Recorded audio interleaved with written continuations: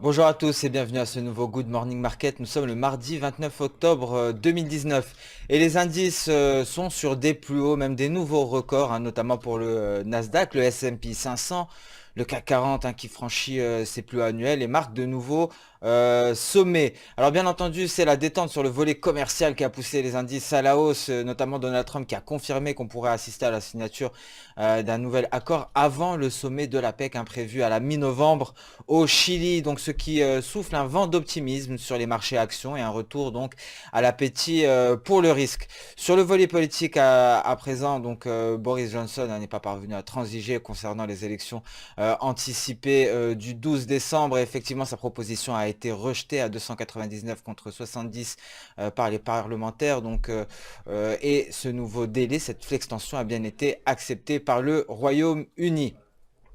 Alors nous allons passer sans plus tarder sur le calendrier économique du jour, donc un calendrier allégé à la veille de la décision du FOMC concernant la réduction de ces taux. Une réduction de 25 points de base est attendue avec une probabilité de plus de 91%. Alors avant cela, aujourd'hui, nous prendrons connaissance de la confiance du consommateur du Conference Board aux États-Unis à 15 heures. Nous prendrons connaissance également des ventes d'immobilier résidentiel en cours aux États-Unis à la même heure. Et enfin, en début de soirée, nous prendrons connaissance du rapport de l'API sur les stocks de pétrole brut aux États-Unis. Alors nous allons donc passer sans plus tarder sur la plateforme Xstation 5 et débuter cette analyse sur le marché d'échange par le billet vert, donc le dollar index qui représente le billet vert face à un panier de 6 devises majeures. Un billet vert qui se renforce aujourd'hui. Alors attention, car demain il y aura beaucoup de volatilité sur le dollar américain et donc sur l'euro dollar lorsque nous prendrons connaissance de la réduction de taux de 25 points de base. Ce qui sera donc mis en avant, ce seront les commentaires de Jérôme Powell. On essaiera de déceler des indices quant à une prochaine réduction de taux en décembre ou en janvier 2020. Si aucune prochaine réduction de taux n'est attendue, on pourrait s'attendre à un renforcement du billet vert, ce qui entraînerait l'euro-dollar à la baisse. Inversement, si Jérôme Powell sous-entend une prochaine réduction de taux en décembre ou en janvier, cela permettrait au billet vert de perdre du terrain et donc propulserait l'euro-dollar à la hausse. Alors nous avons parlé du vote du Brexit, mais il y a un autre vote en cours. C'est un vote formel sur l'ouverture d'une procédure d'impeachment visant Donald Trump. C'est un vote pour le moment qui n'a pas été abordé dans les médias, mais qui prendra toute son importance, que ce soit concernant le dollar américain ou les indices boursiers. Alors l'euro-dollar dans une telle configuration est en léger repli en données journalières à l'intérieur de son nuage. Donc ici, la résistance à surveiller, ce sont bien les 1,11,050. Alors en données H4, l'euro-dollar est en train de nous donner un signal de vente ici, franchissement le niveau des indices 85. C'est le niveau qui représente la SSB, donc la borne inférieure du nuage en données H4. Donc un premier signal qui nous est donné ici par le franchissement et donc par la sortie de nuage par le bas. Nous sommes dans l'attente d'une confirmation de la Chikuspan. La Chikuspan qui est encore un dernier obstacle à franchir en vue de donner une validation et cet obstacle n'est autre que le nuage. Donc assez difficile d'envisager une validation de signal dans de telles circonstances à la veille de la décision du FOMC. Car effectivement, si Jérôme Powell sous-entend une prochaine réduction de taux, le signal serait invalidé étant donné que le dollar américain se replierait, ce qui entraînerait l'euro-dollar à la hausse en direction de sa prochaine résistance, une résistance matérialisée par sa Kijun H4 à 1,11 170 et le signal d'achat nous sera donné à la sortie de nuage par le haut, un signal donc qui devrait intervenir peu avant la validation, une validation donc qui sera déterminée par cette Chikuspan si elle parvient à franchir tous ces obstacles, donc une barrière de chandelier japonais, une Tenkan et enfin sa Kijun en palier. Et là effectivement nous aurions un signal d'achat. Ça reste pour l'heure le scénario le plus probable, mais ce scénario bien entendu reste conditionné à la décision et aux commentaires des membres du FOMC.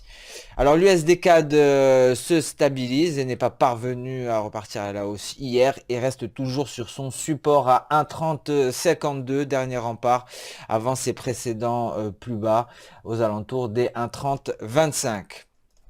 Alors le GBP-USD qui est très instable et qui réagit énormément à toutes les annonces concernant le dossier du Brexit. Un GBP-USD qui évolue en territoire négatif en direction des 1,28. Ce sera donc le support journalier pour le câble. Nous allons passer à présent sur les marchés actions et débuter par le DAX allemand. Le DAX allemand donc qui a affiché une progression en territoire positif hier aux alentours des 12 958 à la clôture. Donc un DAX qui se replie aujourd'hui et qui se dirige tout droit vers son support, le support des 12 880 points. Le CAC 40 également hier qui a inscrit des plus hauts en clôturant aux alentours des 5735 points. CAC 40 qui se replie actuellement et donc pour l'heure nous attendons donc un CAC 40 relativement stable qui pourrait donc évoluer en direction de ce support à 5705, mais il ne devrait pas franchir le seuil psychologique des 5700.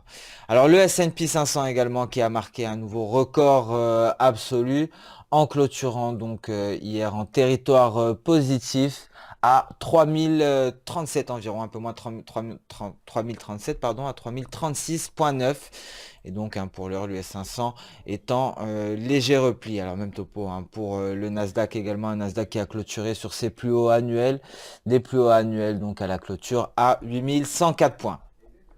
Nous allons passer à présent sur les marchés des matières premières et donc le gold qui est toujours stable après avoir tenté de nous donner un signal d'achat et s'être replié. Il se replace actuellement à l'intérieur de ce canal baissier, donc une fausse cassure technique ici sur le gold avec réintégration du canal baissier en données journalières. Alors en données H4, le gold ne parvient pas à franchir à la baisse son nuage après avoir franchi la quille jaune et il est relativement stable pour le moment.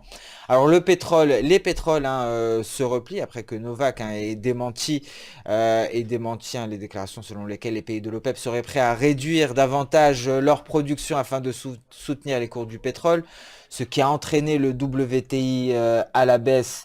Donc un WTI qui n'est pas parvenu à s'affranchir ici de sa SSB à 56,70 $, mais également de son retracement Fibonacci à 38,2%. Le WTI donc qui se dirige tout droit vers son prochain support à 54,80 $ le baril. Attention ce soir à la publication de l'API, publication de la variation des stocks de brut aux États-Unis, donc qui devrait influer sur les pétroles avant la publication officielle de mercredi.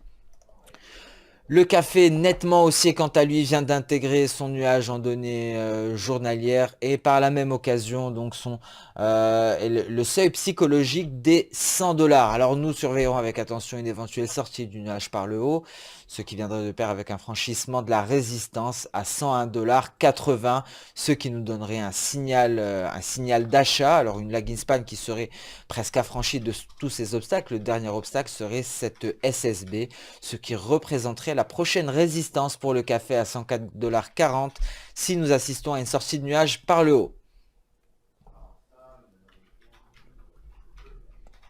Ce Good Morning Market touche à sa fin. Je vous remercie d'avoir suivi avec attention. Je vous donne rendez-vous dès demain.